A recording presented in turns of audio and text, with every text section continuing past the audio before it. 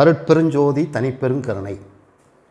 அனைத்து ஜோதிட உறவுகளுக்கும் உலகளாவிய என் தமிழ் சொந்தங்களுக்கும் என் நெஞ்சார்ந்த நன்றியும் வணக்கமும்.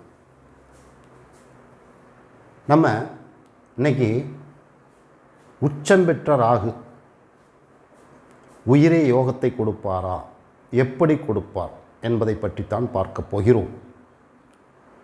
ஒரு ஜாதகத்தில் 12 பாவகங்கள் உள்ளன. இந்த 12 பாவகங்களும் நன்கு பலம் பெற்ற நபரே நிபுணத்துவம் வாய்ந்தவர். 12 பாவங்களில் எவ்வளவு பாவகங்கள் பலம் பெற்றிருக்கிறதோ அவ்வளவு தூரம் அவர் ஒரு துறையில் நிபுணத்துவம் வாய்ந்தவர். இப்போ சாதாரணமாக ஒரு மருத்துவராகிறதுக்கு ஒரு விதி. சூரியன், செவ்வாய், ராகு 10ஆம் இடம் 12ஆம் இட தொடர்பு பெற்றால் அவர் மருத்துவர். நீங்கள் ஒரு மருத்துவர் ஜாதகத்தை எடுத்து பார்த்தீங்கன்னா அவரதில் 12 பாவங்களும் பலம் பெற்றிருக்கும். ஒரு பாவம் கூட பலம் பெறாமல் இருக்கும். 12 பாவங்களும் ஒரு மருத்துவருடைய ஜாதகத்தில் கண்டிப்பாக பலம் பெற்றிருக்கும். ஏன் அந்த 12 பாவங்களும் பலம் பெறணும் அப்படின்னு கேட்டிங்கன்னா, காலபுருஷ அவையப்படி 12 பாவங்களும் உடல் உறுப்புகளை குறிப்பிடும் பாவங்கள். ஒவ்வொரு பாவமும் ஒரு உறுப்பை குறிப்பிடும். அந்த மனித உடல் உறுப்புகளை பற்றி அனைத்தும் தெரிந்த நபரே மருத்துவராக முடியும். அதனால் ஒரு மருத்துவரின் ஜாதகத்தை எடுத்து நீங்கள் ஆய்வு செய்து பார்த்தால் அவரது ஜாதகத்தில் 12 பாவங்களும் வலுப்பெற்றிருக்கும். அதனால் அவர் மருத்துவ நிபுணராக மாற முடியும், இல்லை என்றால் மாற முடியாது.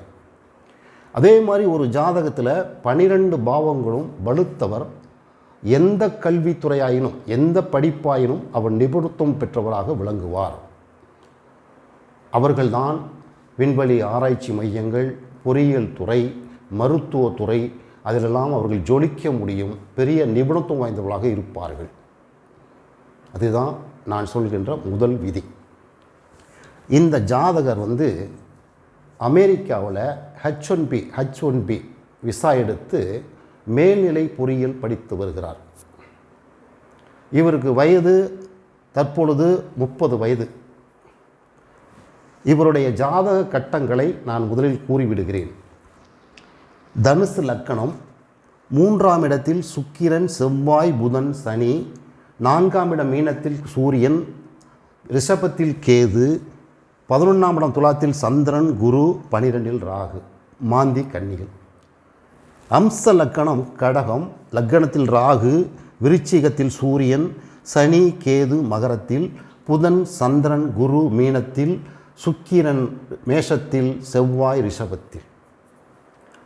இந்த ஜாதகருடைய டேட் ஆஃப் பர்த் பிறந்த தேதி 30/3/1994 1:13 AM சென்னை. ராகு திசை 2 வருடம் 1 மாதம் 21 நாள் இருப்பு. இந்த ஜாதகர் தன்னுடைய 20 வயதுக்கு மேல் சனி மகா திசையில் அமெரிக்காவில், அதாவது தாய் நாட்டில் இளங்கலை பொறியியல் படிப்பு படித்துவிட்டு மேல்நிலை பொறியியல் படிப்புக்காக அமெரிக்காவுக்கு சென்றுள்ளார். அமெரிக்காவை பொறுத்த வரைக்கும் நிபுணத்துவம் வாய்ந்த நபர்களுக்கு, நிபுணத்துவம் வாய்ந்த செய்கைகளுக்கு தான் அந்த H1B விசா கிடைக்கும். அந்த நாட்டில் அந்த நிபுணத்துவம் வாய்ந்த நபர்களுக்கு பற்றாக்குறை ஏற்பட்டால் ஒழிய அவர்கள் கொடுக்க விடமாட்டார்கள். இந்த ஜாதகர் உயர்நிலை, மேல்நிலை, அதாவது கீழ்நிலையை இளங்கலையை இந்தியாவில் முடித்து விட்டார். மேல்நிலை பொறியியல் படிப்புக்காக போகிறார். அந்த மாதிரி நிபுணத்துவம் வாய்ந்த படிப்புக்கு போகிறவர்களுக்கு கண்டிப்பாக H1B விசா கொடுக்கப்படும். இவருக்கு எப்படி அந்த வாய்ப்பு கிடைத்தது, எதனால் அந்த உயரிய நிலையை கல்வியில் அடைந்தார் என்பதை பற்றி முதல்ல பார்ப்போம். ஒரு ஜாதகத்தில் லக்கணத்திற்கு 2ஆம் இடம் கல்வி, 4ஆம் இடம் கல்வி, 5ஆம் இடம் கல்வி, 9ஆம் இடம் கல்வி. இந்த 2ஆம் இட கல்வி, 4ஆம் இட கல்வி, 5ஆம் இட கல்வி, 9ஆம் இட கல்வி இவற்றுக்கு எல்லாமே பாக்கியம் கொடுத்திருக்க வேண்டும், பாக்கியம் பெற்றிருக்க வேண்டும். இந்த எல்லா கல்விக்கும் பாக்கியஸ்தானம் தான் துணை புரியும். பாக்கியஸ்தானம் வாய்ப்பளித்தால் மட்டுமே அந்த உயரிய கல்வியை நாம் பயில முடியும். சில பேருக்கு ஒரு பட்டப்படிப்பு வரைக்கும் முடிச்சிருவாங்க. ஆனால் அவங்கக்கிட்ட அபரிதமான டேலண்ட் இருக்கும், சிந்தனைகள், நல்ல கூர்மையான சிந்தனைகள் இருக்கும். அந்த நபருக்கெல்லாம் 5, 9 பலம் பெற்றிருக்கும். 5 புத்திசாலித்தனம், அதற்கு மேலே உயர் புத்திசாலித்தனம் 9ஆம் இடம், இவைகள் பலம் பெற்றிருக்கும். ஆனால் பார்த்தால் இளங்கலை தான் முடித்திருப்பார்கள். இந்த ஜாதகருக்கு 12 பாவங்களும் பலம் பெற்று விட்டன. எப்படிங்கிறத நம்ம பார்க்குறோம். இவருக்கு 12 பாவங்களும் பலம் பெற்று வெளிநாடு செல்லக்கூடிய யோகத்தை ராகு கொடுத்து விட்டார். எப்படி கொடுத்தார் என்பதை நாம் வரிசையாக பார்ப்போம். இந்த ஜாதகத்தில் இவருக்கு ராகு மகாதசை, குரு மகாதசை, சனி மகாதசையிலேயே இவர் இளங்கலை பொறியியலை இந்தியாவில் முடித்துவிட்டு அமெரிக்காவுக்கு அப்ளை செய்து விசா பெற்று சென்று விட்டார். இவருக்கு அந்த 2, 4, 5, 9 எப்படி பலம் பெற்றிருக்குன்னு பார்ப்போம். அப்போ தான் அந்த நிபுணத்துவம் அந்த கல்விக்கு அவர் தகுதியானவர்கள் நம்ம கண்டுபிடிக்க முடியும். முதல்ல 2ஆம் இடத்துக்கு போயிடுவோம்.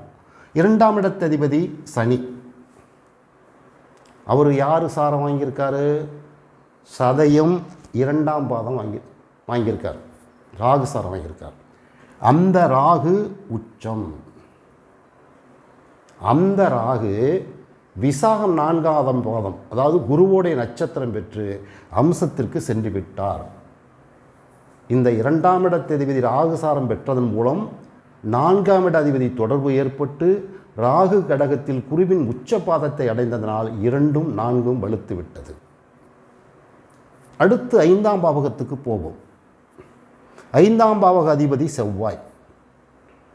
அவர் குருவின் சாரம்.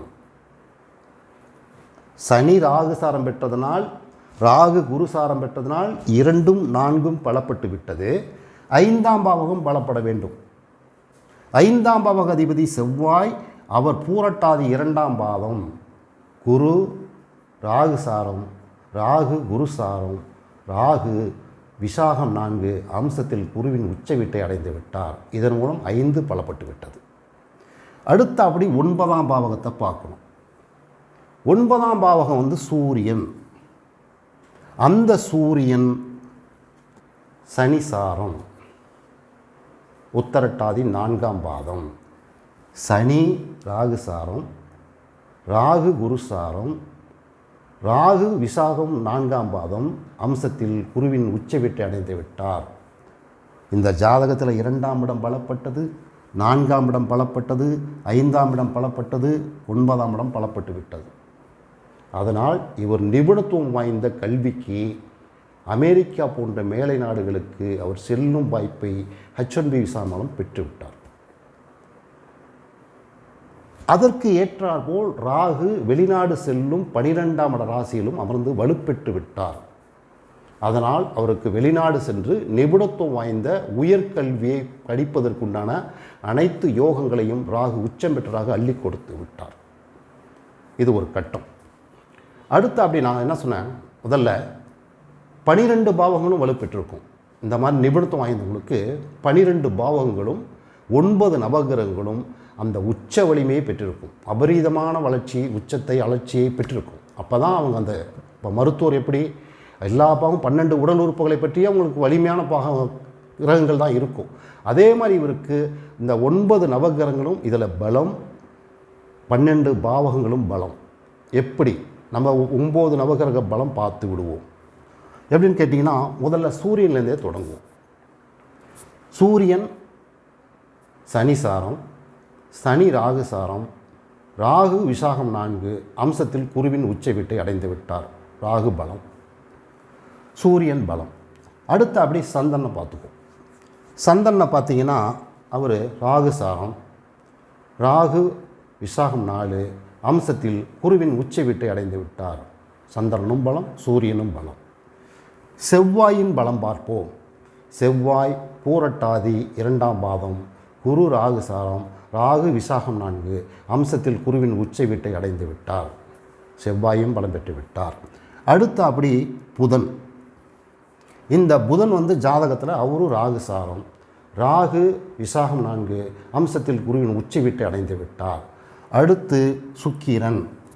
சுக்கிரன் குருவின் சாரம், குரு ராகு சாரம், ராகு விசாக 4ஆம் பாதம் அம்சத்தில் குருவின் உச்ச வீட்டை அடைந்து விட்டார். சுக்கிரனும் பலம் பெற்று விட்டார். சனியும் பலம் பெற்று விட்டார். அதுபோல் 12 பாவகங்களும் 9 நவகிரகங்களும் பலம். கேது சூரிய சாரம், சூரியன் சனி சாரம், சனி ராகு சாரம், ராகு விசாகம் 4 அம்சத்தில் உச்சம் பெறும் வீட்டை ராகு அடைந்து விட்டார். இப்படி பார்த்தீங்கன்னா 9 கிரகங்களும் 12 பாவகங்களும் இவருக்கு ராகு ஒருவரால் மிகப்பெரிய பலம் பெற்றுவிட்டது. அதனால் ராகு 12இல் இருப்பதால் அந்நிய நாட்டில் கல்வி பெறும் வாய்ப்பை பெற்றார். 12 பாவகங்களும் வலுப்பெற்றுள்ளது, 9 நவகிரகங்களும் பலம் பெற்றுள்ளது. அதனால் இவர் அளப்பரிய நிபுணத்துவம் வாய்ந்த ஒரு உயர்கல்வியை அண்டை நாட்டில் பயில சென்று விட்டார். இப்படித்தான் ஜோதிடத்தில் ஆராய வேண்டும், பலனெடுக்க வேண்டும். ஒரு கல்வி, ஒரு நிபுணத்துவம் வாய்ந்த நபரை எப்படி ஆய்ந்தறிவது? ஒரு மருத்துவர் எடுத்துக்கிட்டிங்கன்னா 12 பாவங்களும் வலுப்பெற்றிருக்கும். அதே மாதிரி ஒரு நிபுணத்துவம் வாய்ந்த நபரின் ஜாதகத்தை எடுத்து ஆராய்ச்சி செய்தால் 9 நவகிரகங்களும் 12 பாவங்களும் குறைவில்லாமல் பலம் பெற்றிருக்கும். நன்றி, வணக்கம், வாழ்க வளமுடன்.